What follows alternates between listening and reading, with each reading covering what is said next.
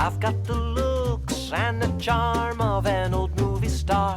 Cary Grant, if you will, so I find it bizarre that this girl should refuse to step into my car. She must be shy, she'll come around, it's just a matter of time. Aurora, Aurora, Aurora. Hey there, Screen Beans, and welcome to Screen Snark, the podcast that celebrates all of the shows that are in our eyes, on our minds, and in our hearts. I am Rachel Quirky Shank, elbower of tables. Why would you elbow a table? I'm Matt, a.k.a. Stormageddon. I should have done that part first. I got so excited about introing the show that, like, You my elbowed hand your motion, table. like, I elbowed my own table. You're just practicing, right? To take out How folks in many the of ring. my bruises are for wrestling, and how many are just from me being a stinking klutz? Could go either way, really. The world may never know. Never know. And I'm very excited because our incredible guest is one of the hosts of SDGC Super Deluxe Games Cast, the incredible Brittney. Brittney, welcome. Hello, how is everybody? Good. Excited to have you on. So Me glad too. you're here. And later in the show, we'll talk about your podcasting journey and your streaming journey a little bit. But for now, and as always, we will talk about the most recent things we have watched, and I will go first.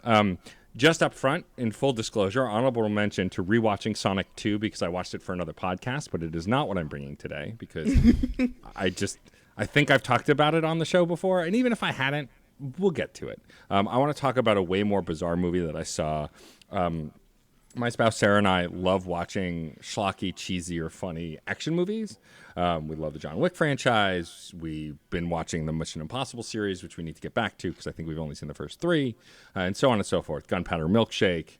I brought a bunch of these on the show, and there was one that had come out a little while ago that we missed in theaters, but then finally came to Netflix. And I was like, oh, we have to watch this. This looks really dumb in the best way. And it is, of course, the Brad Pitt-led Bullet Train, which I found out after watching is based on a book, which I had no idea. Like, at this point, I just assume everything is based on something else. I think that's just a safer bet at this point. But it was great. The cast is incredible. It was really nonsensical, dorky. It's not a Guy Ritchie film, but if you like that kind of action comedy like Guy Ritchie tends to do in a lot of his films, like Snatch and such, it is that kind of vibe. A lot of disparate story paths that convene towards the end of the film. I mean, the cast was like star-studded, and everyone like played their caricature really well. No one has regular names, like everyone has code names in this, which kept things interesting and also sometimes hard to follow because I'm old. But like it's just it's Brad Pitt, Joey King, Aaron Taylor Johnson, Brian Tyree Henry. Like it's just Michael Shannon. This sounds stacked. It's just an incredibly stacked cast, and also like. For example, Aaron Taylor Johnson, who I've liked for a long time, like he played a grown-ass man in this, and I'm used to still him being kick-ass, him being this little kid, and he is definitely not anymore. But yeah, it was fun. It's essentially about a hitman service-ish, like someone who has a handler who has to go on a mission and do a thing and get a thing, and Brad Pitt is playing that character who apparently has unlimited bad luck and constantly screws up stuff, and like he was going to quit, but his therapist convinced him to come back. And his handler is actually played by Sandra Bullock, who you don't see for most of the film. But it's fun, it's quirky, it's goofy. Brad Pitt's character is kind of a bumbling, but look on the bright side kind of character, which is out of pocket for him. Usually he doesn't play. The only other movie I think he's done something like that was The Mexican. But besides that, he's always playing like someone capable or suave or smart. And here he's a complete goofball, and I absolutely loved it. It's actually my preference for him is when he plays these kind of goofy roles. But yeah, it was fun and it was entertaining. If you don't like these kinds of movies, I have nothing to recommend to you because it's literally like it's wall-to-wall action and goofiness. And if that's not what you're into, there's nothing really beyond it. Like, oh, a great cinematography or like it was flashy and it looked pretty, but like there's nothing that's like you have to see this movie. It looks great, you know. Yeah, if you don't like the flavor of chocolate, please don't eat this chocolate bar. Pretty much, yeah. Even if they've done the nougat really well, but don't eat it. If you don't like chocolate, get out. I really like Snatch, so I'm interested to see, like, it actually kind of sounds just interesting to me because I was a big fan of Snatch. I also just love corny movies in general. Like, yeah, sure. the ones that you can talk over, nobody gives a shit about. Like those are my favorite. Yeah, the dialogue in this is fun, but not required. You can get the gist while kind of only sort of paying attention. Yeah. And and I would compare it quite a bit to Snatch. Obviously, Brad Pitt playing a very different character in that, but like it's the same kind of like people trying to get shit done. Like what I love about Snatch is also Jason Statham is playing a very capable character in a very incapable group. Like everyone else is absolutely incapable of doing anything. Mm-hmm. And there's a lot of this too. Like it's a lot of capable people making a bunch of mistakes, and then a couple of incapable people making it worse. So I highly recommend it. Okay. But yeah, there's not a lot to talk about with it because, again, the plot is kind of threadbare. And, like, the stuff that's important, there's a lot of twists and turns. And so I don't want to ruin any of that because it's all wrapped up in the comedy and, like, the comedy of errors that happen throughout this bullet train where most of the movie takes place on. I will say, I won't say where Michael Shannon comes in, but he has one of the best roles in the whole film. And it's Michael Shannon being his most Michael Shannon-y, I want to say. Like I like when he's doing dramatic stuff, but when he's playing a caricature and he's just extra, which he is in this, like that's my favorite. Like how he was in Knives Out towards the end and things like that. Like I love those characters that he plays, and there's a ton of that here too. That's awesome. Yeah. I'm assuming both of you haven't seen it yet. No, have not. The trailers looked really fun though. I mean, that's pretty much what made me want to see it with the trailers. And once it came to Netflix, and while we're still waiting for Glass Onion, which won't be on Netflix for like another week, I was like, all right, we can watch this. Sure, why not? Yeah, Glass Onion, so very good though. As you said, yeah. Yeah, look, everyone, please look forward to Glass Onion, a Knives Out story, because it's a bop. It's a banger. Yeah, I really wanted to see it in theaters, but it only had the one weekend. Yeah, that 1 week. Yeah, but I hate so much that was a sound business decision. I hate that our media release culture is like, scarcity's the best for art, isn't it? It's like, no, sharing art is the best for art. You're right. Maybe just like let this release happen until the Netflix drop, and then because I'm so excited to watch it again.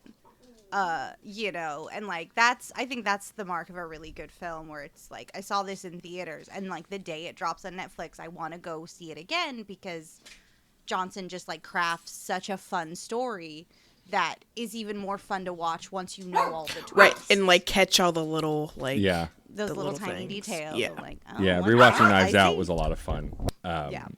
But yeah, so Bullet Train is, I think, a good time. I think, especially as a Netflix film, like if you can just like Brittney was saying, like you just sit around with some friends and watch it. Like it's definitely a very fun one of those for sure. Yeah, for sure.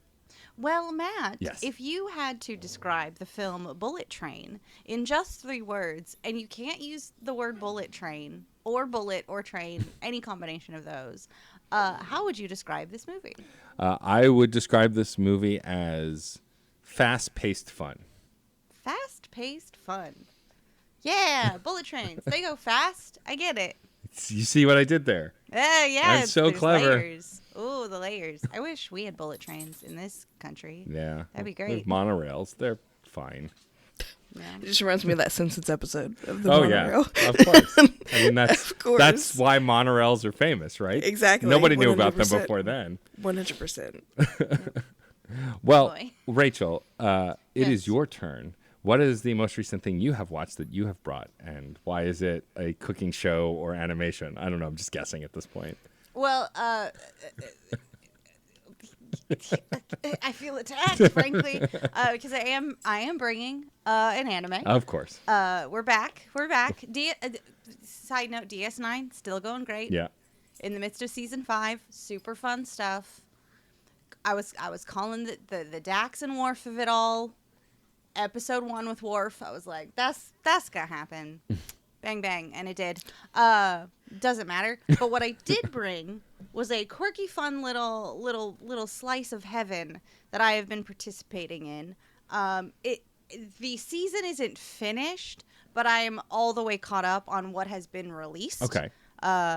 And what I am bringing is Spy Family. Oh, yes, of course. Yeah, of course. I have been watching it for a while, Mm-hmm. been loving it to pieces. But I was just watching the most recent episodes like 2 days ago, so it's literally the most recent thing I've watched. But for those of you who are not in the know, Spy Family, which I lovingly call Anya's show, thanks to a friend of the podcast, Jeff and Sarah Moonen, Nice. follows our protagonist, who is a spy, codenamed Twilight, and his attempts to prevent war between his country in the West and their opposing country in the East. It's very like Cold War, like politics, where it's all like subterfuge Okay. and stuff. And his mission, as this show starts, is to concoct a fake family, have the child of this family enroll in this prestigious school in order to befriend the child of a politician. This matters, but it hardly matters because what's important is the family that he ends up recruiting, who don't know that they're being recruited for a spy mission, are a woman named Yor, who works at City Hall by day and is an assassin by night. Oh my god. Of course. And the child, who is named Anya, who is just a precious bundle and must be protected at all costs, who is adopted from an orphanage after being rejected multiple times from families, who is secretly a telepath. Of course. Sure. Why not? Of course. So the dynamic very much of this entire show is everyone is living a double life in this house, thinking that nobody knows about their double life, and this tiny child who's like somewhere between 4 and 7 years old can just hear everyone's thoughts and is like, Papa's a liar. Papa's a big liar, isn't he? Mama kills people. And it's I'm charmed to death by it. Just the shenanigans that they have to get into. There's a really great episode in the later seasons where Anya forgets her gym clothes and Yor has to get them to her because she can't get expelled. It's very important. It's a very Right. prestigious school. So she's like using her assassin skills to like parkour through the city. It's great. The animation's lovely. I'm watching the dub because I'm a cretin. I think that the voice cast is absolutely delightful. Everyone is just doing really, really well. It does have weird like younger brother in love with his older sister stuff, but I kind of like it for this because the brother's kind of like a dweeb and a dork and a cop, so it's cool. But I highly, highly, highly recommend Spy Family. It's real good. I think dub can have a lot of diversity that's not normally in subtitled anime. Like I was watching Cyberpunk and we started in Japanese, and of course I'm hearing impaired, I'm hard of hearing, so I asked if we could switch to the dub, and there was so much more, I don't want to say like character and personality, but definitely diversity. You can definitely tell that there were people of colors in specific roles that I didn't hear while watching the Japanese version, so I think dub is fine. I think that, we don't give a lot of voice actors enough credit for doing that stuff, Yeah, especially when you're trying to match the mouth flaps of a different language. Exactly. It's really, I'm always impressed. Yeah. I mean, also dubs versus subs was a thing in like the 90s and 2000s because voice acting in this country for anime specifically was not the same as other animation, but like we have legends like Yuri Lowenthal and Stephen Bloom and like all these people who've made a career, the entire DBZ cast, right, who have all gone on to be in tons of other stuff. Exactly. It'll always break my brain, even though I've only watched a few episodes, that All Might is also Piccolo. Like that just breaks my What? brain. I didn't know that. I'm pretty sure it's the same guy, yeah. Oh my god, that's yeah, insane. I just started watching Black Clover, and All Might is the head of the night school, and Deku is one of the knights who just wants to fight all the time, and it just like it freaks my bean every time they talk. Where I'm just like, that's not something Deku would do. What are you doing? And so like I don't have that big stance on dubs versus subs anymore. Like but there are some games where it's like it's weird to me. Like when I started the most recent Yakuza game, Like a Dragon, I played it in Japanese because the remakes and Yakuza 0, I believe, were only in Japanese. The later games have both, but I think a lot of the Yakuza games up until that point hadn't. But because Like a Dragon was like one of the first to have a big release since they had gained more popularity over here through the remakes and Yakuza 0 and stuff, that they wanted to have an English voice cast too. And a lot of people were like, why aren't you using the English voice cast? It's just easier. I was like, but I know the Japanese voices. I know these voice actors. If I had to hear Kiryu or Majima in their English voices, I'd be like, who are these people? These are not these characters. And so I think that has a lot to do with it also, depending on what I'm watching. But yeah, it's funny. I've been hearing about Spy Family for a while, mostly because a lot of folks are thirsty for the parents.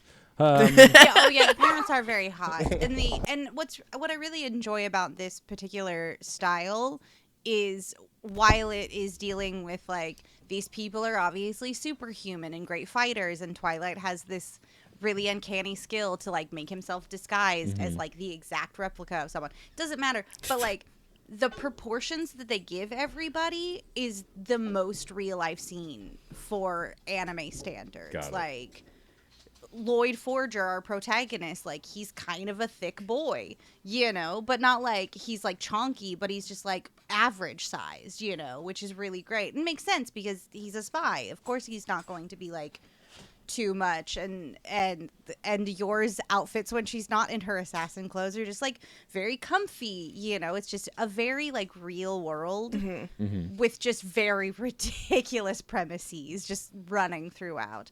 And I can't help but shout out all of like the ancillary characters who fill out the world, like the head teacher at the school who's obsessed with things being elegant. You know, the sort of like nerdy guy at the desk who's like unlucky in love and like kind of spazzy, or Yor's younger brother who's in government security, but he's also part of the secret police. You know, it's like you do. This sounds like delightful. It's so good, and the person who voices Anya in both the dub and the sub, because I've listened to some of like clips in the sub, just like have this like breathless childlike energy that like if a child did it, it would be really obnoxious. But because like this person is operating with an adult's like sensibility, it's very like charming at like how she mispronounces words, like, oh, we're going on an outing, and it's just like, I will squeeze you to death. When I watched the Anya. trailer, I thought she, like in both dub and sub, I thought it was so adorable, and I was like, oh no, like she's cute. Yeah, she's so cute. Everybody's so cute. Yeah. And just watching like these people who obviously living double lives is very hard on them, having these really sweet family moments feels so good in your heart, where you're just like, be a real family now. Like, just when this mission is done, just stay together. Do that. Yeah. That's awesome. Yeah, I've been wanting to watch it for a while. I'm so behind on all anime. Like I said, like I've been wanting to watch My Hero for ages, and I've gotten through like the first, I think, 3 episodes because I just My Hero is going wild right now. I just don't watch a lot of TV either. Like my first choice will always to be playing a game, and like I just started a replay of Control, which is one of my favorite games of all time. So like, Ooh, love Control. That's pulling me in more. I'm playing it on the PS5 for the first time because I originally played it on PS4, and so like getting to see the already incredible visuals all up-resed and stuff, like it's kind of drawn my attention. But I do need to get back into watching anime because we've talked about it a lot on the show, but also like I grew up watching anime. I loved tons of stuff. Mostly one-season stuff is what I laud the most. Your Cowboy Bebops, your Trigun. I was going to say Cowboy Bebop, right? Yeah, Outlaw Star, all of that stuff. Did But, you like, see that they're releasing like a new Trigun? I did. They're like they're remaking it and like sort of working in more of the manga stuff, which I grew up with. Yeah, I'm curious. I mean, like I love the original Full Metal Alchemist and loved the manga, but then when they re-released it as Brotherhood, which was closer to the manga, I never watched it. So like I fall behind on that stuff, but I do want to do more of it. Because I do enjoy anime. I'm shepherding my spouse through Cowboy Bebop's original run also, because we were going to watch the live action one together, which we of course haven't watched yet because it got terrible reviews. We probably will at some point, but like I just don't watch a lot of TV by myself, so it's why I miss a lot of this stuff. The stuff that I would be the only one interested in watching. Yeah. But Rachel, I'm curious if you had to sum up Spy Family without using the word spy or family, what 3 words would you choose? Silly, snuggly, subterfuge. Nice. That's good. That's good. I like that. That's real good. Well done. Yeah. Yeah. Thank well you. done. That all feels correct. Nobody knows anybody's secret life except for the child who knows everything. It's great. It's amazing. I love it. I love it. All right, Britt, you're up. What is the most recent thing you have watched that you've brought to share with us today? So I'm kind of like you. It's really hard for me to like sit down and watch things. So there's a lot of things that I've started that I haven't finished yet. Like I mentioned, I watched Cyberpunk, haven't finished that. There's just a lot of animes and shows that I've started. You know, I'm currently in the middle of watching Golden Girls and King of the Hill. Yeah. I'm rewatching King of the Hill with my partner because he's never seen it. Like Amazing. He's seen it like occasional episodes, you know, on TV, but he's never actually watched a consecutive season. So we've been doing that, and I fucking love it. The show is just so advanced for its time, but I haven't finished it yet. So I am going to talk about the last show that I did watch and did finish, which was Arcane. Nice. Yeah. Oh yeah. Which I was very hesitant to watch, and why it took me so long to watch it, just because of all the, drama surrounding Riot and everything. But I finally broke down because I had some friends telling me how good it was, and I watched Arcane, and that was one show that I could not just watch a few episodes of, and then okay, I'm gonna shelf it for now, or whatever my brain decides to do when I'm watching a show. It's just very good, and it's a female cast, female-led cast, which is incredible. The voice acting is incredible. Did you know that the main character, Vi, is what's her name? Haley Stanfield. Yeah. Yes. Yeah. Yep. Incredible. Spider-Gwen and Kate Bishop are also Kate Vi. freaking Bishop, man. Yeah. Great actor. Blew my mind. So good. Oh my god, the whole cast, you're right, is incredible, and also the music in that show is unbelievable. Oh my god. It's so visually beautiful. So, for those who haven't seen it, Arcane is a show based off the video game League of Legends, but it doesn't have anything to do with the game, I don't think. And it's basically you follow the story of these 2 girls who are sisters. I'm not sure if they're adoptive sisters or I think so. It's implied in that opening scene where what's his name finds them. Right. Yeah, and it was it was one of those shows where it just kind of it pulled me in immediately because it had such depth to its characters. But again, for those who haven't watched it, it's basically a show about, it follows these 2 characters, Vi and Powder/Jinx, and what they end up going through, and their world. Basically there's a city beneath a grander city, kind of thing, and the city on top kind of dominates. It looks very nice, regal. I compare it a lot to Battle Angel Alita, the way it sounds. You got the floating city that is very pristine, has a school, government, that kind of thing, and the bottom city is just kind of slummy. And there's just a lot of type of characters and jobs and scenarios that you would expect from a lower city slum. The show starts out with you basically Vi and Powder as children, and you find out that it's a battle of the lower city trying to basically, I wouldn't say invade and take over, but kind of trying to establish dominance and gain respect for their city, because the top city for some reason governs the lower city. which, sounds kind of familiar to what we're dealing with in real life. You have people in power that are, governing the little guys.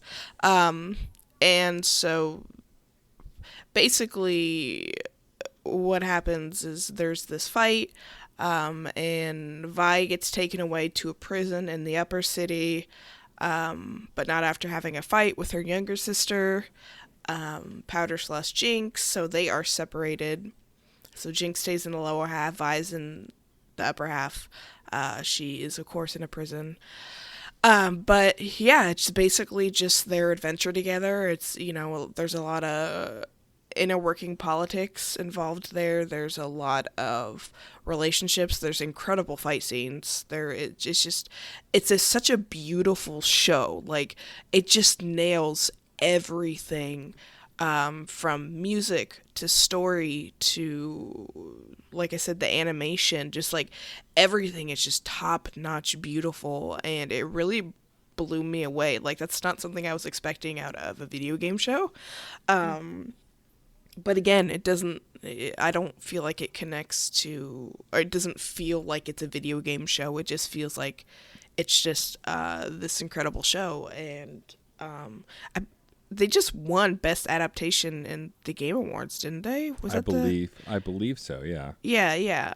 So, I mean, it's recognized, and it's just incredible, and I loved it. And it's just heartbreaking in so many ways, and there's so many characters, there's so many different stories going on, but I was just focusing on the main two. But yeah, there's just a lot of representation, there's a lot of just small things that make it unique and fun and silly and that kind of thing. So yeah.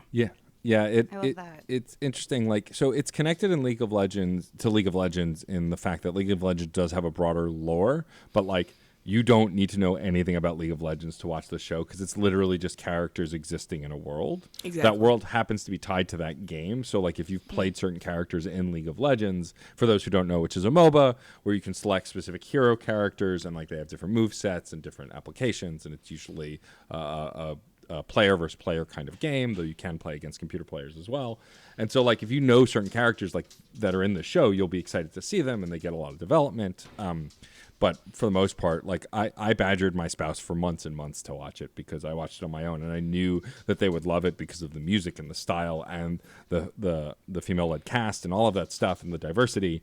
And then when they started to finally watch it, they're like, you were right, it's very good. I was like, I know it is very good. And I have the same hesitance too about talking about it on here. I brought it on a while back, and then also just watching it in general. Like, but I've come to this point where it's like right now I'm playing Overwatch 2. Is Blizzard still kind of shitty and Activision kind of shitty? Yeah, but like we have to pick and choose our battles in a capitalist society, and it's like, right, whether you watch the thing or not, it doesn't change who those people are. There are other ways to work to change those people, but by consuming the thing or not consuming the thing should be your own choice and your own battle. No one should force you to do it. But on the other hand, I can't bring myself to like guilt people. Right. Like 100%. People have been playing Cyberpunk and celebrating that it's finally fixed and really working, and it's like, I haven't played it yet for all the reasons that a lot of people haven't, but that doesn't mean it's not worth talking about or playing. Like, yeah. It's you got to pick your battles. Yeah, it's that, like, we have to be able to think more dialectically. Like, yes, active Blizzard vision shit is like a toxic work environment, but even within that toxicity, there are really talented creators, exactly, who are making things that they are proud of. Yeah, like, I think that you can, in equal measure, say this is really shitty, and we should help our comrades in those environments, like, if they want to organize, if they want to unionize, if they want to do what they can to fix that toxicity, and like hold CEOs and VP level executives accountable for these toxic cultures. But like, we shouldn't deny ourselves like the fruit of very talented people's labors. Right. Yeah. Like, it's different when it's an individual creator. Like, if it's an individual creator, YouTuber, or podcaster, or whatever, who does a thing, that's easier to write off. Like, I used to be a big fan of Chris Hardwick until he turned out to be a humongous douchebag. And so like, that was easy to write off. He's one person.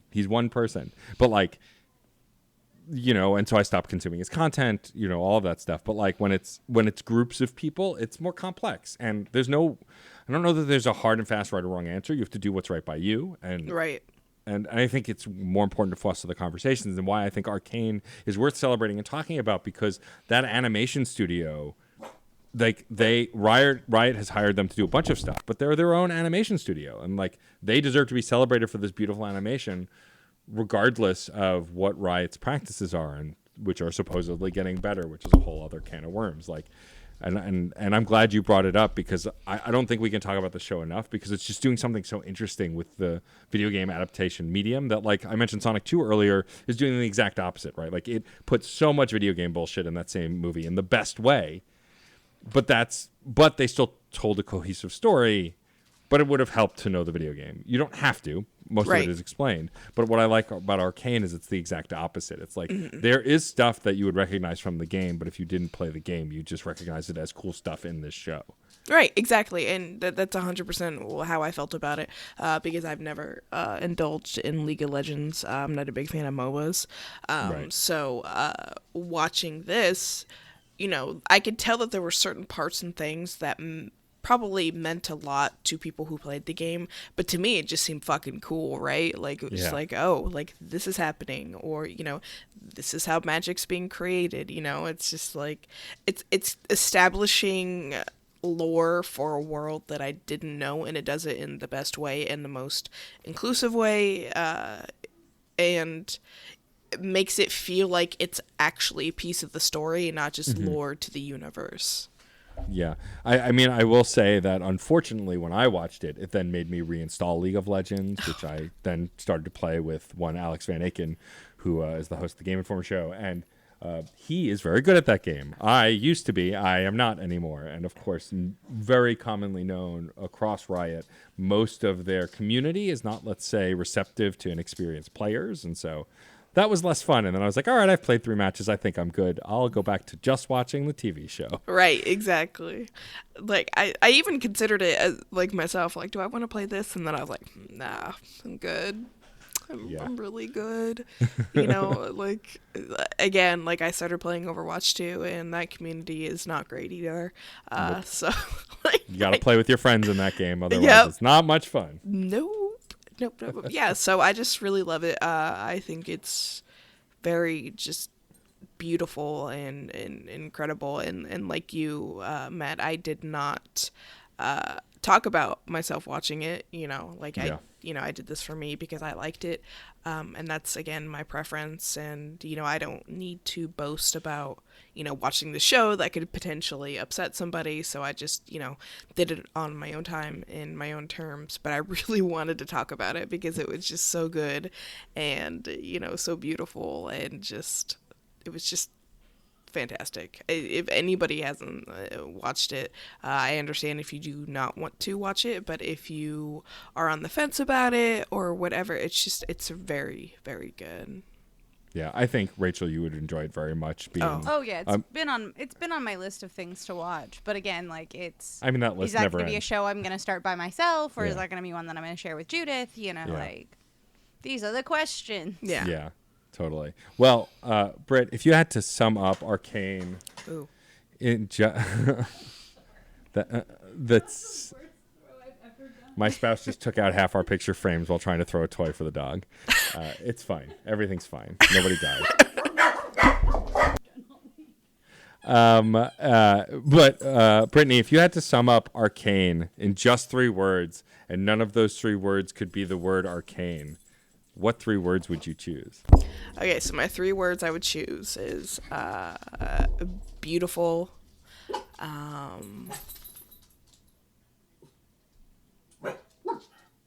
original, and gay.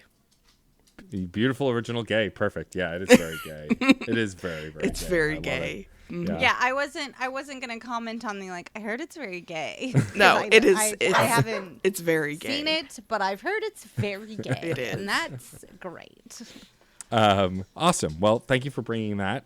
I am very excited to talk to you a little bit about joining SDGC, because it was such a fun arc as a fan of the show to watch, because before you were on the show, you were a fan of the show, like I was. Yeah.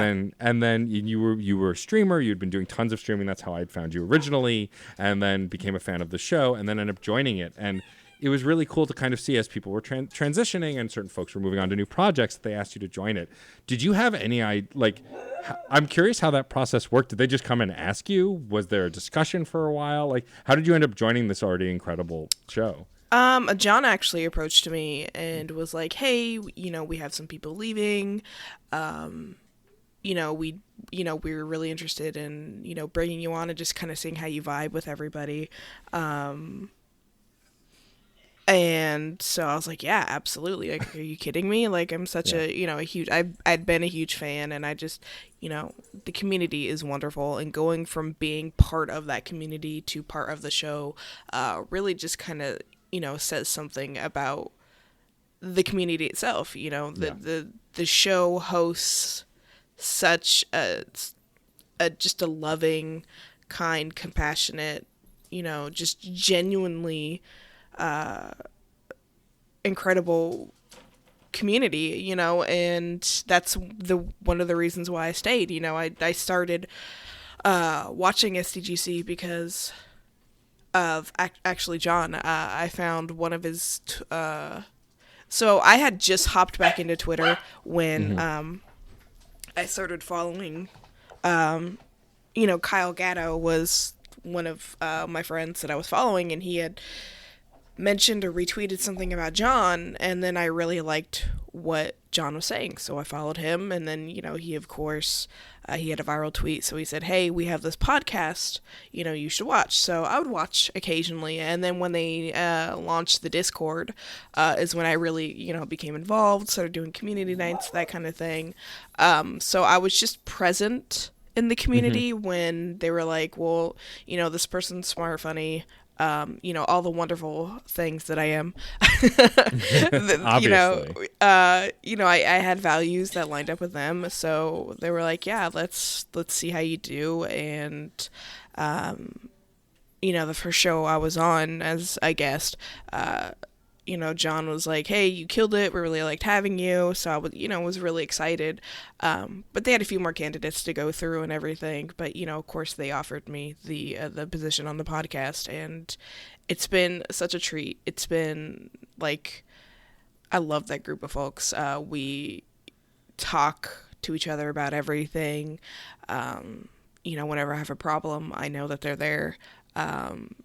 So other than being great co-hosts, they're just really wonderful friends. They've always just had my back and, understand, it's a very laid back podcast, right? We're not big content creators by any mean, but we're still, we are content creators for Square. So that's really fun and important to us.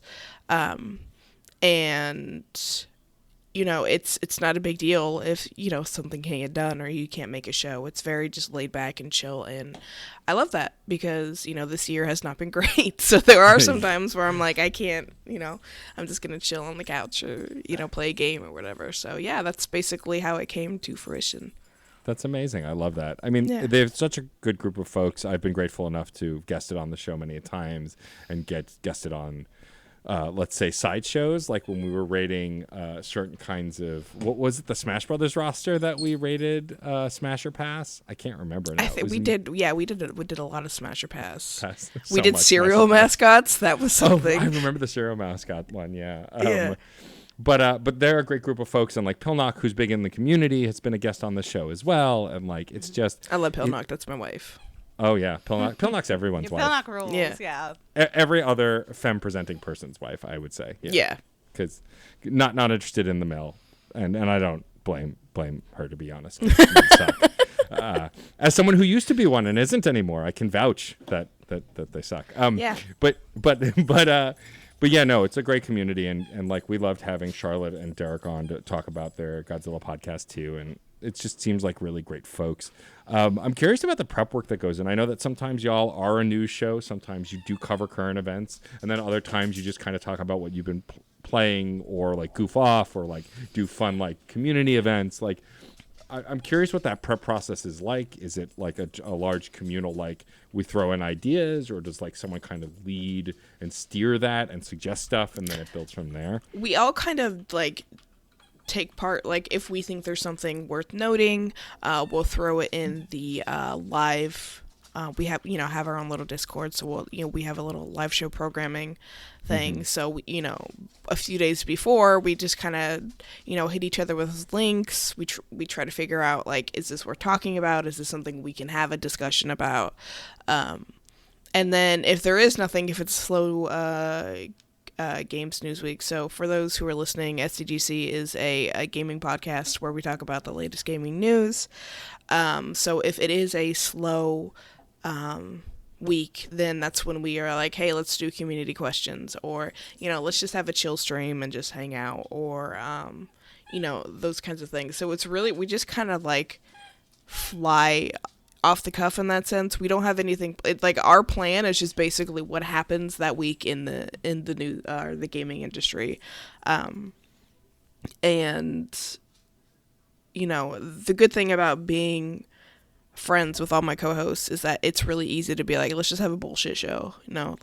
We just recently had a show the day before Thanksgiving where I was like, let's all get together and just hang out the night before Thanksgiving, just kind of like a, because there are people who are lonely and don't have families or anything to celebrate with. I was like, let's just get together, hang out, and just have like a little mini Friendsgiving.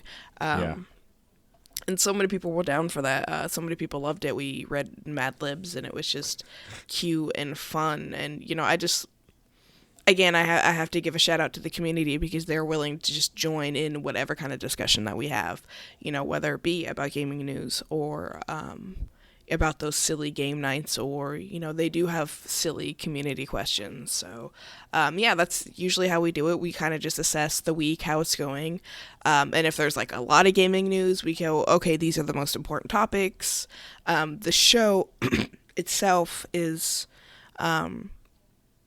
we usually open up with what we've been playing, and then we go into the topics. Or if it's a big meaty week, then we'll skip what we've been playing and just go straight into the topic. So that's, we kind of have a setup of like, if there is news, if there isn't news, but most of the time it's just kind of assessing what's going on for the week and figuring out if we want to proceed with these topics or if they're worth anything or not. It's really cool to see how you guys vibe together, and like, I'm very blessed to also can say I'm friends with most, if not all of y'all. And like the thing that was really heartening to me is, so I didn't get to do Extra Life this year. I usually do it every year. But because of stuff with my dog and some other things, I just never got around to it. But I did get to check in SDGC for the first time ever, gathered as a group. Yeah. Well, not the first time ever, but for the first time for Extra Life, gathered as a group together. Usually it's just John and Derek fucking around, but this time it was the whole group. It was in one home, doing Extra Life and raising money for sick kids. And like, watching that, like, you can tell when people are not friends, like that they do stuff as a business. Like my go-to is always like Mythbusters. Like, you can tell that they got along, but like they didn't like each other. They worked together. But like, watching y'all, I could easily tell that you guys genuinely do love and care for each other. And it was just fun. It's really heartening. It was definitely like the highlight of the year for all of us. Like, the whole weekend we just kept saying like, oh God, like, I can't believe we're doing this. I can't believe we're here. We, again, shout out to the community. We were able to make that happen because of Patreon and, Twitch subs, donations, those kind of things. So it's just been very, very heartening. And, we definitely, we all definitely felt like incredibly blessed that we could have been there. We felt, incredible about it, and just, just hanging out with them in the same room is so fun. Yeah. It's so fun. You like, it's different than when you go to conventions, because everybody's like everywhere all at once, it's tired. You like, not only are you hanging out with each other, you're also hanging out with other people, and you just try to cram in as much as you can. And when you're just like stuck in a house with these dorks, it's so fun. Like, the last night we were there, that everybody was actually going to be there because, some people left Saturday, some people left Sunday. We just hung out and, played video games, and, we're drinking, and, I had, if you weren't aware, they have these things called, it's like a jelly bean game, and you basically spin a little thing, and it lands on a jelly bean, and that jelly bean could either be birthday cake or dirty dishwater. So it's like a gamble. And we were just doing that. Like, it was a punishment for, or, you know, like an incentive for the charity stream, but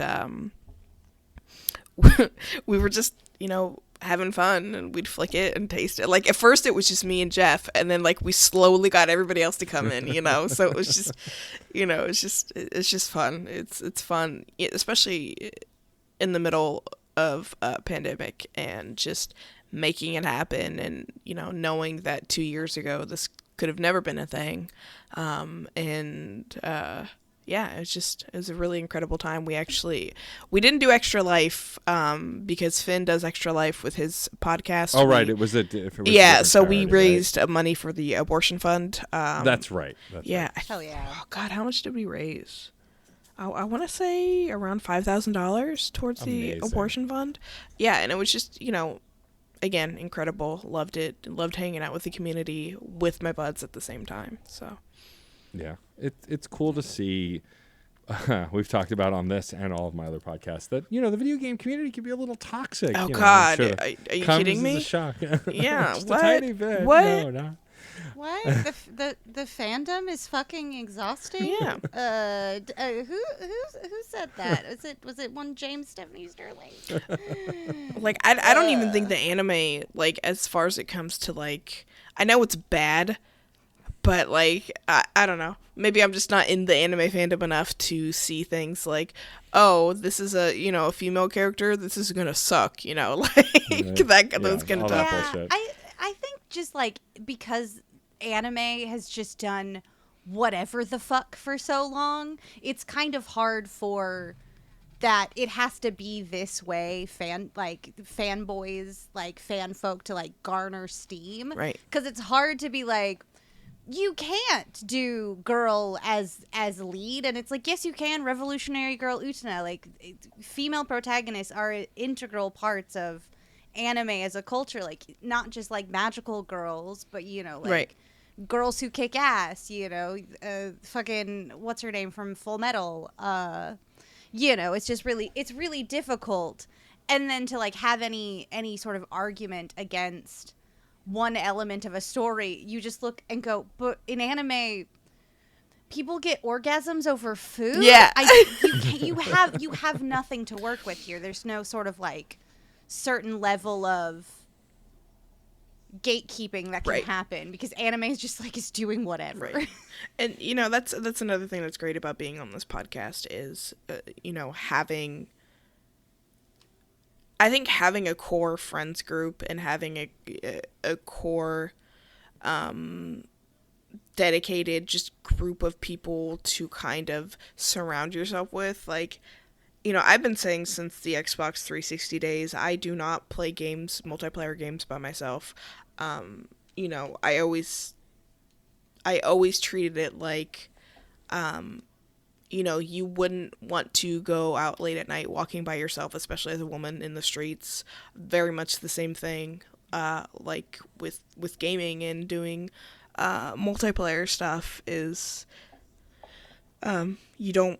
I don't go by myself. I always play with friends, because it's not safe, and it's harmful to my mental health. And, you know, I've been saying that since 2000, God, however long the 360's been out, because, you know, because the PS3, 360, that's kind of when multiplayer, like, really kind of took off. But even then, that's something I was passionate about that I didn't feel like other people really took seriously. So, again, it's just wonderful to be a part of a friends group and a community that, you know, recognizes that and lets me speak about that, and, you know, will protect me in those situations. So, yeah, definitely having a core friends group is very important in the gaming community, just because it's not great. It's not great. Yeah, and I love that SDGC's community has always been very supportive and diverse and uplifting and, Right. and inclusive. And, like, if someone within that community makes a mistake, like we're not just quick to jump. Folks, I say we because I'm a part of it, but like folks aren't quick to jump and be like, you're wrong, fuck you. Like unless it's John, sometimes they'll say that to John, but he can take it. Yeah.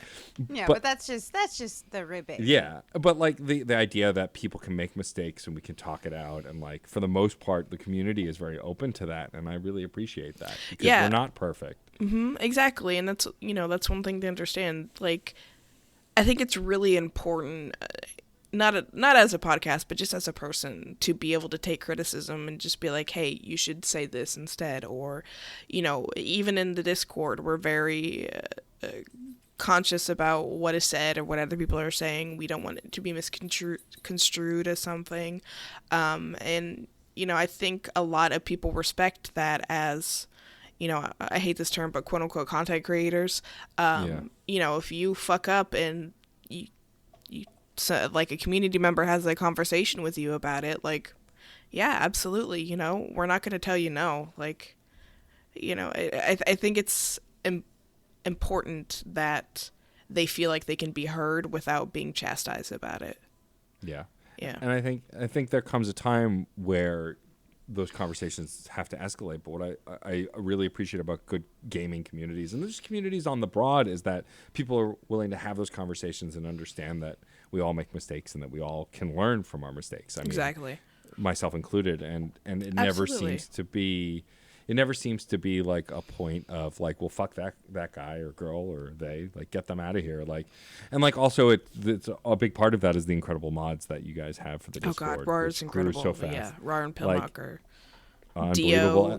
Dio. They're all great. And like, I remember when I first joined it, this is when Reb was still part of the show, and Reb was the community manager for a long time on the Discord. And like, I think Reb's values are so incredible, and I think absolutely trickled across the rest of the group. Like, everyone seemed it was a good starting point. But I just remember joining that Discord as it started, and it was like 50 people, 100 people, 1,000 people. Like, it just like snowballed so fast. And I think it's because good people attract good people, and you want to, and like there are no communities without their issues, but for the most part, like, it's a lot of good people wanting to just have fun and talk about games and talk about what's going on in their life and other things, and or complain about something that's gone wrong. Like, it just seems like you guys continue to curate a community that really does just love each other. Right. And it's like we're having our holiday party, and I chastised them a little bit. I was like, I was the only one that showed up last year. I was like, some of y'all popped in, but I was the only one that stayed. I was like, y'all better make time for this. Make time for your community, like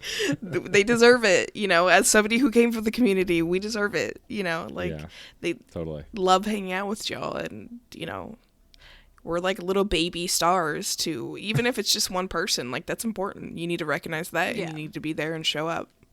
Yeah, and it's also a good way to sort of like break down that more parasocial relationship. Like, when you make a genuine connection with people, like, it really helps break down that level of like pedestal that someone puts you on. Right. Exactly. And I think it's a really good way to like healthily navigate being a creator. Yeah, and I feel a lot that way when like doing wrestling and like just going around afterward and just being like, "Hi, I'm a person." Right. Exactly. Like, don't get it twisted. Don't treat me like I'm not a human. Right. That I'm just like some entertainment piece. Right. Exactly. Yeah. And I think Discord kind of helps break down those boundaries. 'Cause like Jeff is very involved in the Discord. I am when I can be and when I have time. And so, we're not just on the Discord and not present. We talk to everybody, we interact with everybody. So it's just a big, wonderful community, and I'm lucky to be a part of it, and I'm happy to be a part of it. I'm just worried about this year's holiday party, because if someone mentions Willem Dafoe, that's it. That's it. It's gonna come up. His pictures on the I'm just gonna show up and just drop a Dafoe bomb and then leave. Right. Yeah. Because I love to sow chaos. Like the holiday parties are just forever cursed as the Willem Dafoe parties now. It's true. See, and that's what happens when you leave me and Pilnock as kind of like the head people of the community. That's true. In charge. I'm like, y'all have yourselves to blame for this. So it's like children leading more children, right? Exactly. It's like 100%. Cannot be trusted. We were searching for that water. We were thirsty. I mean, as you, Pilnock, and Derek have proven, we are often very thirsty, and we go to the community to quench our thirst. Yeah, you were there for like almost the whole time last year. That was awesome. I was. It was a lot of fun. It got very weird towards the end, but it was a lot of fun. Yeah, absolutely. Awesome. Well, we are going to wrap up the show in just a minute, but before we ask you our final question, thanks some folks. Brittney, why don't you tell folks where they can find you online if you wish to be found, and of course, more importantly, find the incredible podcasting community that we've been talking about. Yeah, you can find me on Twitter. I'm on /itspeechia at itspeechia, and that's ITSPE peach and then IA at the end. And the SDGC can be found at the same place. You can find us on Twitter at official SDGC and on Twitch as the same thing, official SDGC. And we stream every Thursday night, 9 Eastern. Sorry, I'm on Central, so I always have to like think about it in my head. We're all on different time zones, so it's 9 Central, 9 Eastern, 8 Central. Thank you. I did it. You got it. I got it. There. Nailed it. Don't worry, we can totally edit that. Yeah. We're not. It'll be fine. I won't. No, I know. You're the editor. I'm speaking about what we'll edit, but I don't actually edit the show. It's one of the few I don't. Well, awesome. Everybody should all go check that out. Please follow Brittney. She is a great follow for thirsty tweets about Geralt and incredibly good music taste. So, you too. Though you are one of 2 people who took the recasting for not next season, but the season after the hardest. It was you and then Dr. Rachel Cowart. Both were just like heartbroken beyond consultation. Oh, I was genuinely upset about that. Like genuinely, I was like, you have been the one good thing in my life. Henry Cavill as Geralt of Rivia. You need to come back. You got to come back. My heart is so broken. Awesome. Thank you for sharing all of that. Rachel, we should probably thank some folks before asking Brittney our final question. Yes, thank you first and foremost to John Presnell for the use of the song Aurora off the album Fair Game featuring Stefan Remble. Also, thank you to the incredible Katie Bug who designed our awesome show logo. We love it. We love you. And also, of course, thank you to Rachel's nemesis, Case Aiken, who designs all of our individual episode show art. I'm gonna rip a Charles Stunner. Is that the name of your finisher? The Charles Stunner. It's one of my signature moves. Amazing. Right on Case's face. Right on Case's face. Take it. Take my shoulder to your chin. Very eloquent. I love it. Thank you. Thank you. I should hope so. I gotta cut promos of people.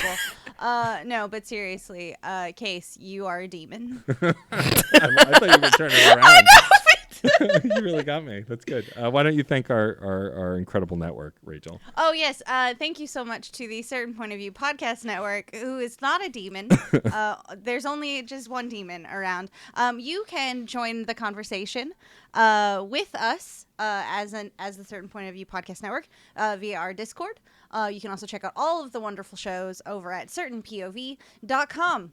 That's also a great place to find the permanent invite link to the Discord server. We talk about video games, TV, movies, comic books, and tons of other stuff. And we have a ton of really great shows.